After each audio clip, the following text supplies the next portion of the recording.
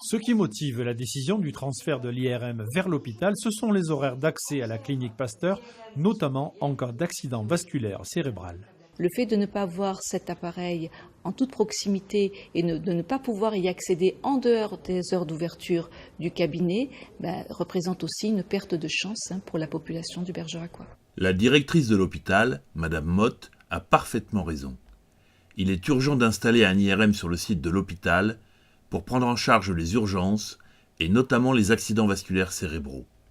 Bien avant ce constat de la directrice de l'hôpital, les radiologues de la clinique Pasteur associés au pôle de santé de Bergerac, structure qui réunit tous les professionnels de santé libéraux, médecins, kinés, infirmières, dentistes, pharmaciens, ont été dès septembre 2016 les premiers à lancer l'alerte sur ce problème de santé publique.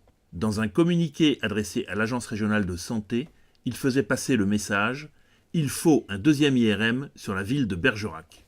La presse locale a largement relayé cette demande. Très efficacement, puisque l'ARS a décidé quelques mois plus tard l'installation d'un deuxième IRM sur la ville. Alors, tout le monde est d'accord ? Hélas, non, et c'est là que le bât blesse. L'ARS exige le transfert de l'IRM de la clinique comme deuxième machine sur le site de l'hôpital. En quoi l'installation d'un IRM ouvert 24 heures sur 24 à l'hôpital implique-t-il nécessairement de supprimer celui qui fonctionne à la clinique et de le mettre à la casse ? Cet appareil, filmé ici par France 3 Périgord, est-il obsolète ? Pas le moins du monde. Rendons-nous sur le site internet de Philips, son fabricant. On y trouve au catalogue d'aujourd'hui le modèle Ingenia 1,5 Tesla qui est installé à la clinique.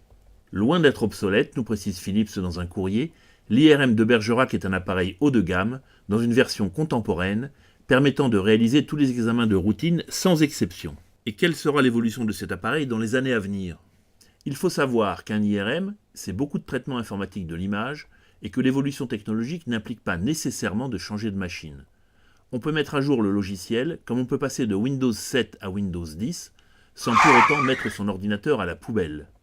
Cet IRM a donc encore quelques années devant lui pour rendre à la population du Bergeracois de bons et loyaux services.